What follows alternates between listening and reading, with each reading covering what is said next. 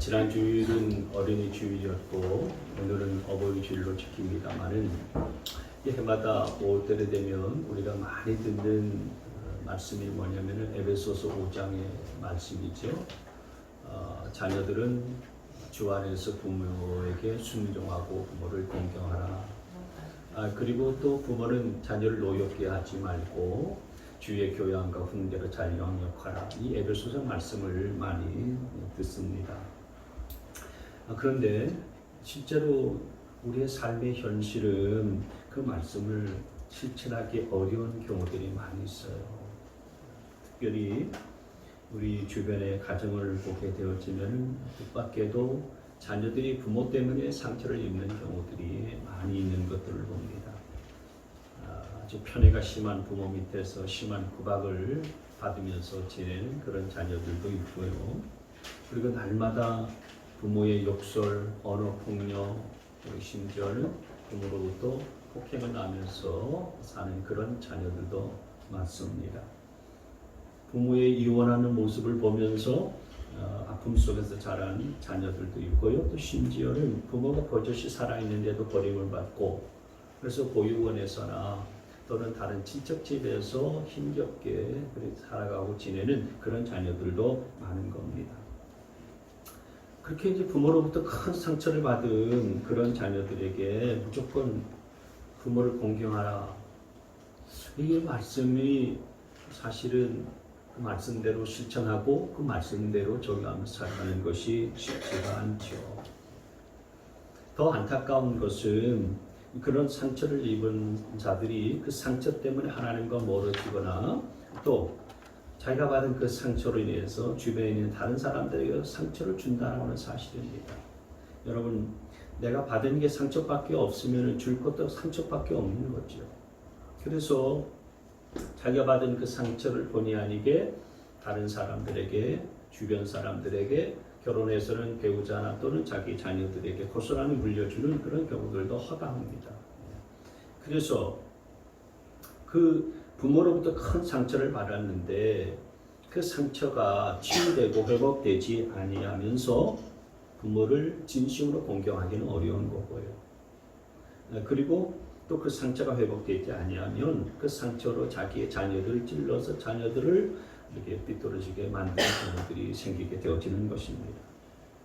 그래서 이 5월달 가정의 달이라고 해서 무조건 부모를 공경하라 이렇게 말하기는 참 쉽지 않고요. 또 자녀를 노엽게 하지 말고 주의 교양과 훈계로 이렇게 잘 세우고 양육하라. 그게 쉽지 않은데 그렇게 말하기보다는 그런 상처와 아픔을 믿음으로 잘 이겨나가고 그래서 부모를 정말 공경하고 또 형제를 용서하고 그 형제 사랑을 실천했었던 한 사람, 오늘 본문에 그 사람이 바로 요셉인데 이 요셉에 관한 이야기들을 나누려고 합니다. 여러분 아시는 것처럼 요셉의 아버지는 야곱이죠. 야곱에게 있어서는 요셉을 포함해서 12아들들이 있었어요. 근데 그 12아들들 중에서 이 야곱은 11번째 아들이었었던 요셉을 특별히 사랑했습니다. 편애를 했죠. 편애. 그래서 다른 아들에게 입히지 않은 좋은 채색 옷을 이 요셉에게만 입혔고 다른 형들이나 다른 그 동생 나가서 일할 때에 요셉은 일을 시키지도 않았어요. 그만큼 야곱은 요셉에 대해서 아주 편애를 하는 이런 사랑을 그렇게 베풀고서 요셉은 아버지의 사랑을 독차지했었던 그런 아들이었어요. 근데 이런 아버지 야곱의 편애가 형들의 입장에서 보면 그게 큰 상처예요. 가만히 생각을 해보세요.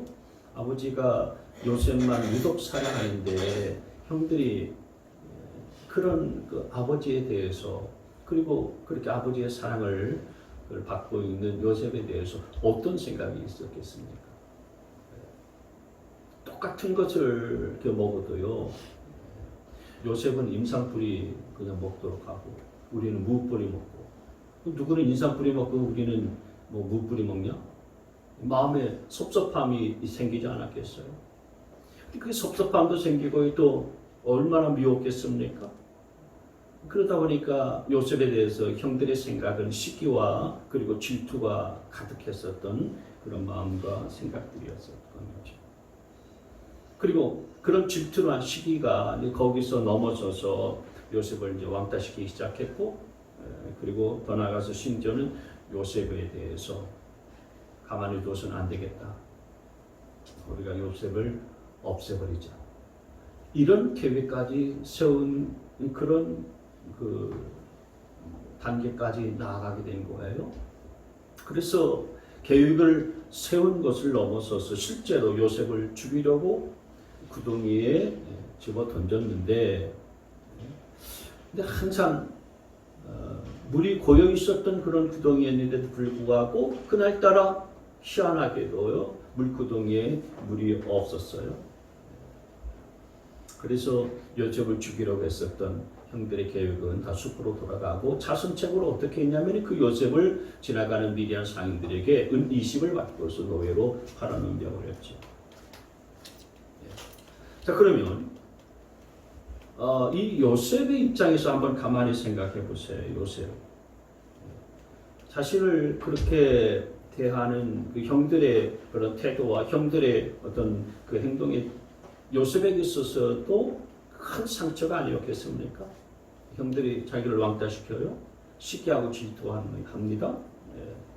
그리고 여러분, 우리의 이제 자녀들이 보통 학교 다닐 때나 이럴 때 그 친구들로부터 왕따당했다 그러면요, 그게 얼마나 큰 상처입니까? 충격이잖아요. 부모도 보통 스트레스를 받고요. 또 그게 보통 신경 쓰이는 일이 아닌 것입니다. 근데 자기와 함께 피를 나눈 형제들로부터 그렇게 왕따를 당하기도 하고요, 시기와 질투를 당하게 되어지니까 요셉의 입장에서는 그게 얼마나 큰 상처겠어요. 그리고 더 큰 충격은 형들이 자기를 죽이려고 했었던 거예요. 이건 뭐 인생이었었어요. 이거 지울 수 없고 씻을 수 없는 그런 충격이죠. 그리고 죽음의 구덩이에 던졌었을 때에 그 죽지 아니하니까 다시 끄집어내 가지고서 노예 상인들한테 노예로 팔아버렸으니까 노예로 끌려가면서 애굽의 마음속, 이 요셉의 마음속에는 얼마나 참 마음이 주접고 그리고 불안했고 공포스러웠고 참담하고 얼마나 망연자실했겠습니까? 그러니까 요셉의 형들대로 상처가 있던 거고, 그리고 요셉은 또 형들 때문에 받은 상처와 그런 충격이 또 얼마나 큰지 알 수가 없는 거예요. 그러니까 이 가정이야말로 정말 상처 입은 그런 가정인 거죠. 그래서 이런 큰 상처가 있는 그런 요셉에게 그래도 부모를 공경해야 된다. 그래도 형들을 사랑하고 용서해야 된다. 이렇게 말하는 게 쉽지가 않은 거예요. 그리고 또 그렇게 순종하는 게 쉽지 않습니다. 자, 그런데 놀라운 것이 뭐냐면은 요셉이 그렇게 쉽지 않은 일, 쉽지 않은 순종을 했다라고 하는 거예요. 그게 놀라운 일인 것입니다. 요셉이 애굽에 팔려가서 나중에 애굽의 총리가 되지 않습니까? 총리의 자리에 딱 올라갔으니 이제 마음만 딱 먹으면은 그런 자기 형들을 잡아다가 그냥 대갚아 줄 수도 있는 거예요. 그리고 잔인하고 혹독하게 복수도 할 수가 있는 상황인 것입니다. 그리고 그 모든 원인을 제공한 것은 사실 자기를 편애했었던 아버지 때문이었는데 아버지에게 찾아가서 원망의 말을 쏟아놓을 수 있었고요. 그리고 아버지의 마음에 가슴에 대못을 막는 일을 할 수도 있었을 거예요. 그런데 요셉이 그렇게 하지 않았었던 거예요. 형들을 용서했고 그리고 아버지에게 원망을 쏟아놓지 아니하고 아버지를 잘 섬겼고 그리고 잘 모셨고 만약에 그런데 그렇게 하지 아니하고 요셉이 아버지를 원망하면서 아버지와의 관계를 완전히 끊어버리고 살았다면은 어떻게 됐을까요? 요셉에게도 자식이 있지 않습니까? 자식들이 그런 아버지의 모습을 보면서 할아버지와의 관계를 완전히 끊어버리고 살아가는 아버지의 모습을 보면서 뭘 배웠겠습니까? 만약에 요셉이 형들을 용서하지 아니하고 그대로 복수하고 갚아 주었다면 그 다음 어떻게 됐을까요? 그 모습도 뒤에서 자녀들이 요셉의 자녀들이 다 보지 않았겠어요. 그거 보면서 자녀들은 또 뭘 보고 배웠을까요? 그리고 형들의 자녀들, 그러니까 요셉에게 있어서는 조카들이죠. 그 조카들은 또 가만히 있었겠습니까? 그 조카들은 또 복수를 하려고 복수의 칼날을 들지 않았겠어요. 그러다 보면은 가정 안에서 이런 상처로 인한 이 악순환, 죄의 악순환이 계속해서 반복되어질 수밖에 없었던 거죠. 근데 요셉이 그렇게 하지 않았다는 거예요. 형들을 용서했고, 그리고 아버지 야곱을 잘 섬겼고, 그래서 온 가정이 은혜 안에서 다시 하나 되도록 만들었었던 거예요. 여러분, 이런 요셉의 믿음이 저와 여러분의 가정 가운데도 임할 수 있게 되어지기를 축원합니다. 그래서 오늘 이 요셉의 믿음, 구체적으로 어떤 믿음이었는가 세 가지를 함께 나누고 은혜를 이렇게 나누고자 합니다. 첫째로 이 요셉에게 있었던 믿음은 어떤 믿음이었냐면은 상처와 아픔 속에서도 하나님의 뜻대로 순종하는 믿음이었다라는 거예요. 같이 있습니다. 시작. 상처 속에서도 하나님의 뜻대로 순종하는 믿음이었다. 쉽지가 않아요. 이게 사실은. 상처, 아픔 속에서도 하나님의 뜻을 순종하는 것 참 쉽지 않고요. 상처를 받았는데 하나님의 뜻을 순종하는 사실은 더 어렵습니다. 요셉처럼 좋지 않은 이런 상처가 많은 그런 가정 속에서 상처를 받고 아픔을 경험한 그런 사람일수록 하나님을 향해서도 마음을 닫아버리는 경우들이 많이 있어요. 하나님이 살아계시고 하나님이 정말 나를 사랑하신다면 왜 나를 이런 환경 속에 집어던지시고 나를 이렇게 상처와 아픔을 당하게 만드시는가? 이렇게 생각하면서요, 하나님을 향해서 원망하고 하나님을 향한 마음을 다 닫아버리지, 하나님의 뜻에 순종한다? 하나님의 말씀을 지키면서 살아간다? 이게 쉽지가 않은 겁니다. 요셉의 형들이 그랬습니다. 요셉의 형들은 아버지의 편애를 위해서 상처를 많이 받고서 하나님의 뜻을 저버리고 그 동생을 그냥 잔인한 범죄를 내서 죽이려고 하고 또 노예를 팔아버리기까지 하지 않았습니까? 그런데 요셉은 달랐었죠. 형들과는 달랐습니다. 형들보다 사실은 더 큰 상처와 아픔과 충격을 받았었지만 그러나 그런 아픔 속에서도 하나님의 뜻을 붙잡고서 순종했습니다. 요셉이 순종했었던 대표적인 사건이 뭐냐면은 보디발 장군의 아내가 요셉을 유혹했었을 때에 그 유혹을 뿌리쳤었던 사건이었죠. 애굽에 요셉이 노예로 팔려갔을 때에 보디발의 집에서 종살이 하면서 지내지 않았습니까? 그때 보디발 장군의 아내가 이 청년 요셉을 성적으로 유혹을 했어요. 아무도 없을 때 나와 동침하자라고 하면서 그렇게 유혹했을 때에 요셉이 그 유혹을 거절하면서 이런 얘기를 했어요. 창세기 39장 9절 말씀해 보시면은 내가 어찌 이런 나쁜 일을 저질러서 하나님을 거역하는 죄를 지을 수 있겠습니까? 그러니까 이런 일이 이런 유혹에 빠지게 되어지는 것은 나쁜 일을 저지르는 것이고 하나님의 뜻을 거역하는 일이라는 사실을 요셉이 알고 있었고 그래서 하나님에 대해서 순종하기로 결단했었던 거예요. 사실 요셉의 입장과 요셉의 처지를 생각해 보면은 하나님 원망하고 아버지 원망, 가족들 원망하면서 자신의 인생 비관하면서 얼마든지 그냥 이런 유혹에 자신의 몸을 내던지고 방탕하게 살아도요. 뭐 그 누가 뭐랄 그런 상황이 아닌 것입니다. 그러나 그렇게 하지 않았던 이유는 뭐냐면은 요셉에게는 형들에게 없었던 믿음이 있었던 거예요. 형들에게 없었던 그 믿음이 뭐냐면은 이런 상처 속에서 이런 아픔이 있는 가운데서도 여전히 하나님을 신뢰하고 하나님의 뜻에 따르고 하나님의 뜻에 순종하는 믿음이 있었던 거예요.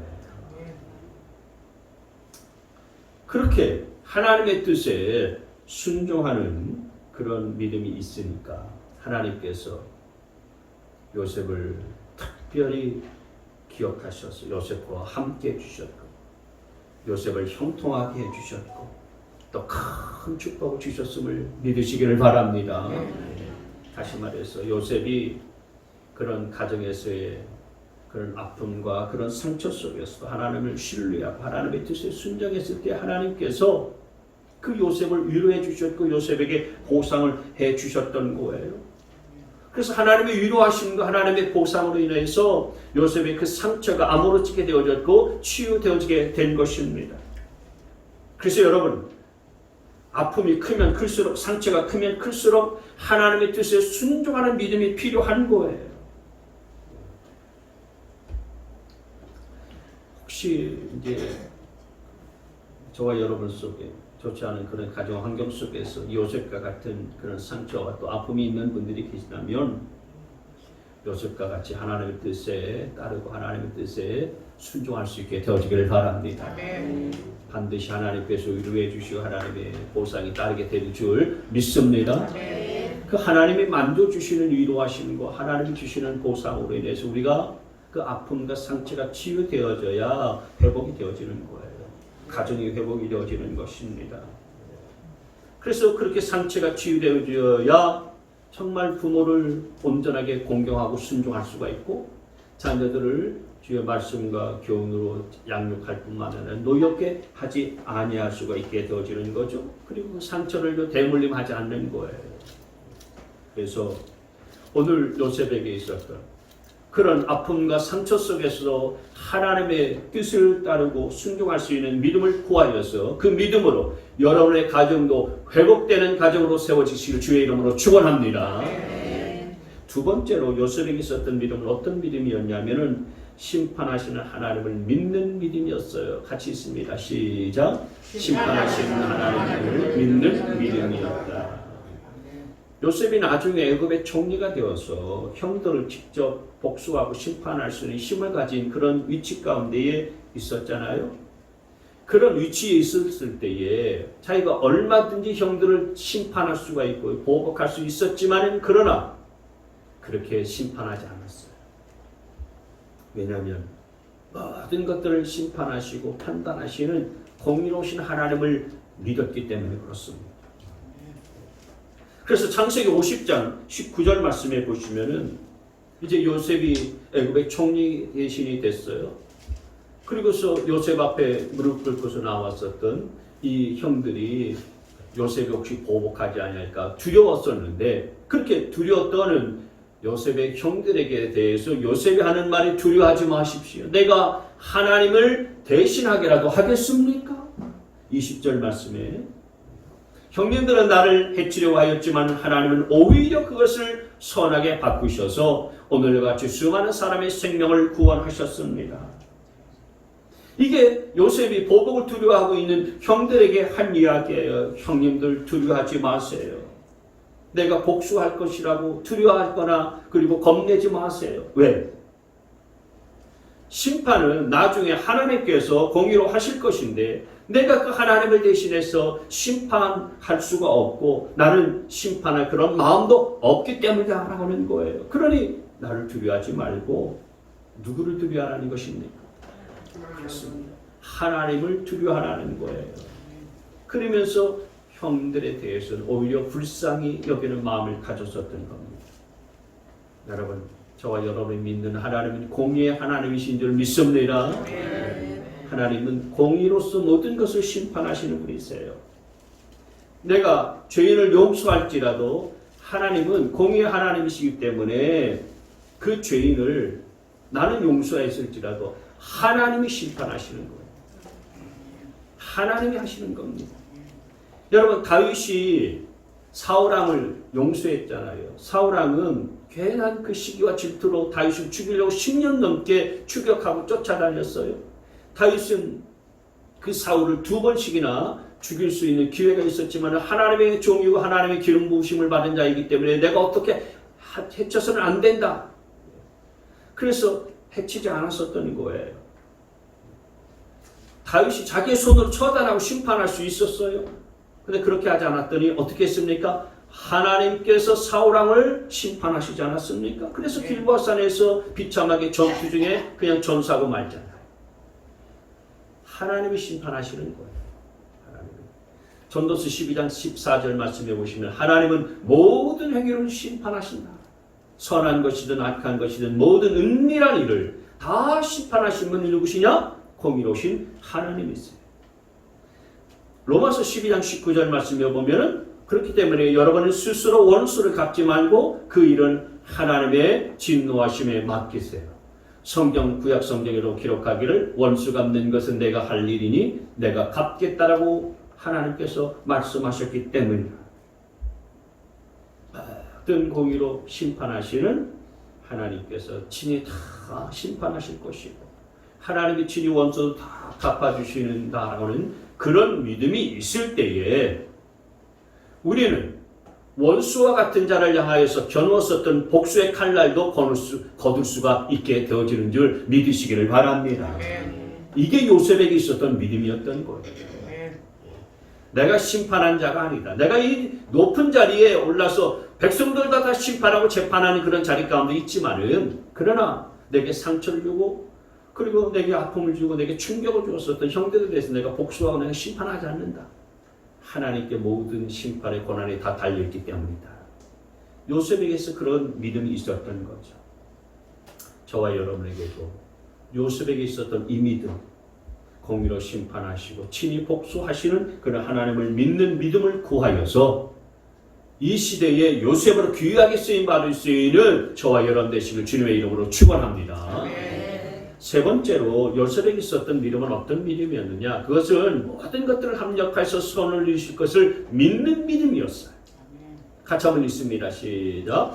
모든 것을 합력하여서 선을 이루는 하나님을 믿는 믿음이었다. 믿으십니까? 하나님은 모든 것들을 합력해서 선을 이루어 가시는 분이시다. 여러분 이거 믿으시기 바랍니다. 오늘 본문 보면은 요셉 앞에서 두려워 떠는 그런 형들에게 요셉이 굉장히 의미심장한 말을 합니다. 여기 5절 말씀을 한번 있습니다. 5절 보시면 그러나 이제 걱정하지 마십시오. 자책하지도 마십시오. 형님들이 나를 이곳에 팔아 넘기긴 하였지만 그건 하나님이 형님들보다 앞서서 나를 여기에 보내주셔서 우리의 목숨을 살려주시려고 그렇게 하신 것입니다.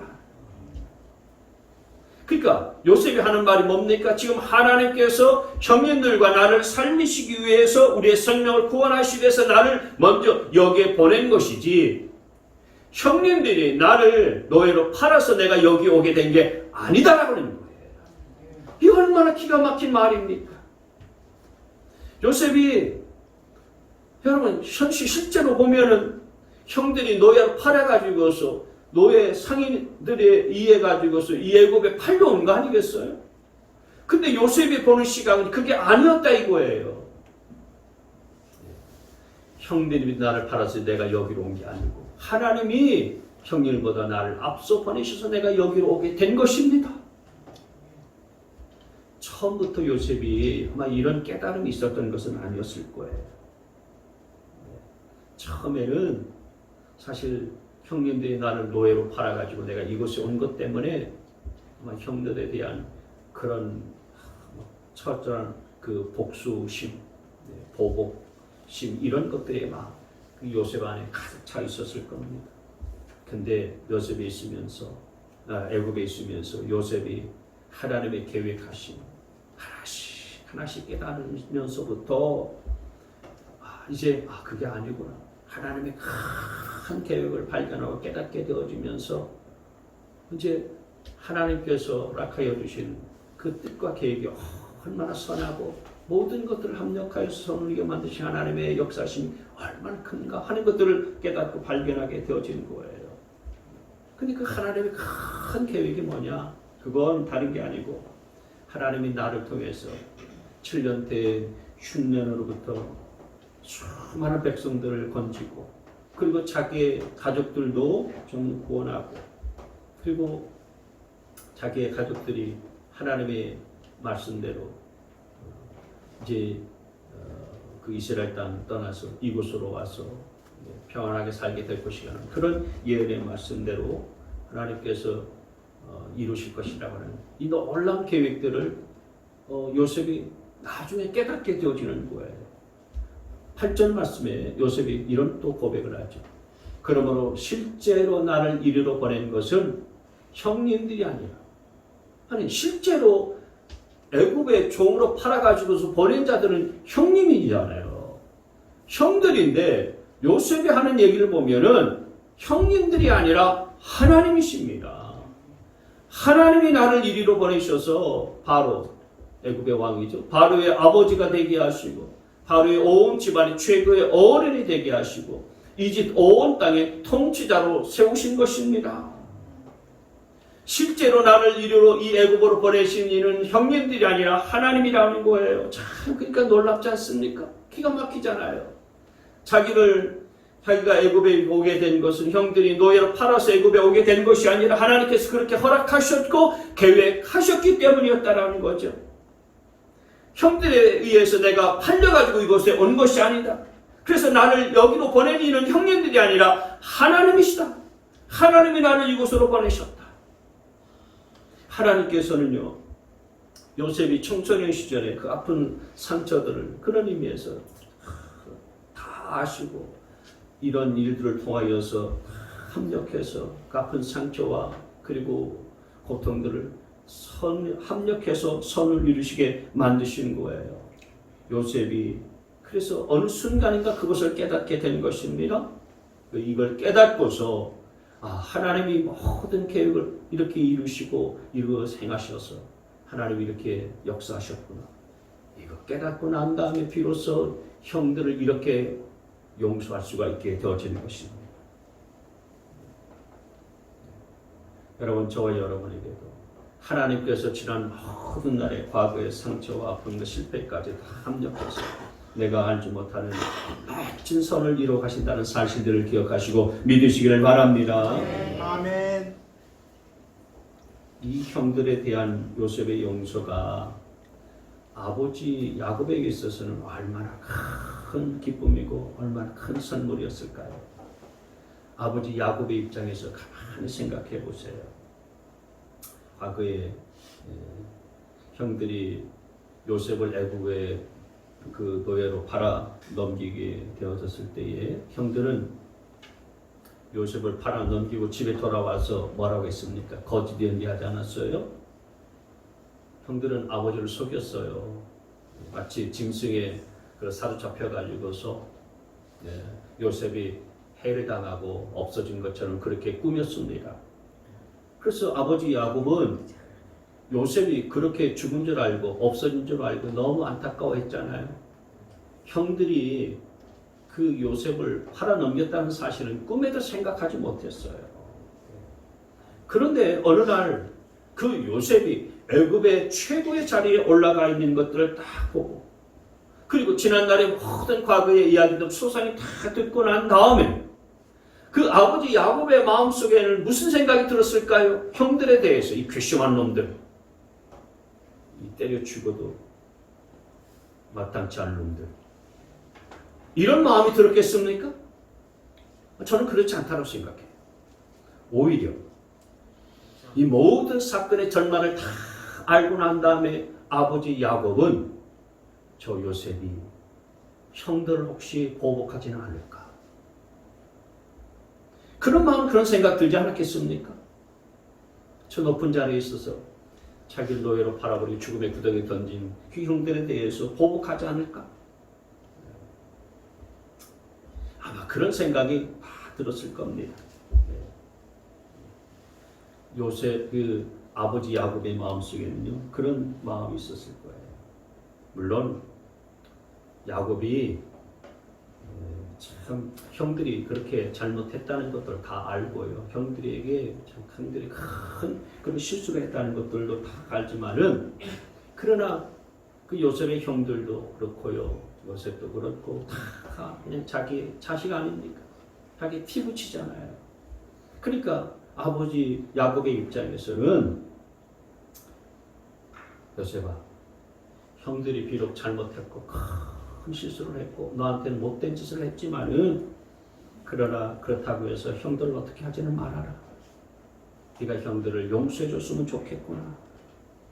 그게 아버지 마음 아닙니까? 그게 부모의 마음 아니겠어요? 그런데 요셉이 그 아버지 야곱의 마음을 어떻게 알았는지 형들에게 정말 복수하지 않아요. 형들에게 보복하지 않습니다. 형들을 다 용서하는 모습을 보여준 게 바로 이 말씀 아니겠어요?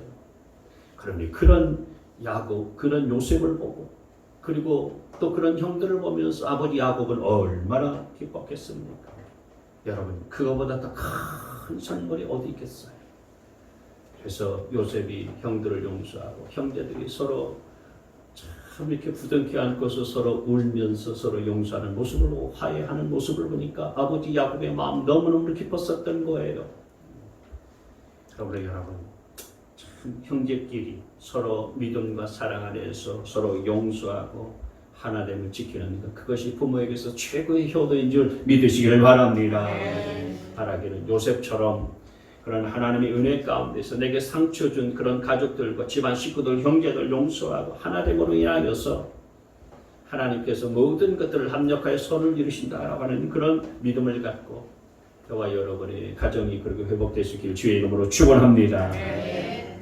오늘 그 누구보다도 상처와 아픔이 컸었던 요셉이 그 상처로부터 벗어나서 회복될 수 있었던 가장 결정적인 이유는 뭐냐? 그것은 그런 큰 아픔과 상처 속에서도 하나님을 의심하지 않았다는 거예요. 하나님을 여전히 신뢰했다는 것입니다. 그래서 상처와 아픔 속에서도 그 하나님의 말씀을, 하나님의 뜻을 철저하게 순종하고 지켰었던 거예요. 그랬을 때에 하나님께서는 그 요셉에 있는 모든 상처와 아픔들을 다 싸매 주셨고 위로해 주셨고 큰 보상을 나려 주셔서 요셉의 상처를 치유해 주신 은혜를 더하여 주신 줄 믿습니다. 그리고 형들도 다 용서하면서 가정이 회복되어지는 역사가 나타나게 될 줄 믿습니다. 이런 아름답고 놀라운 회복의 모습이 저와 여러분의 가정이 될 수 있게 되시기를 주님의 이름으로 축원합니다.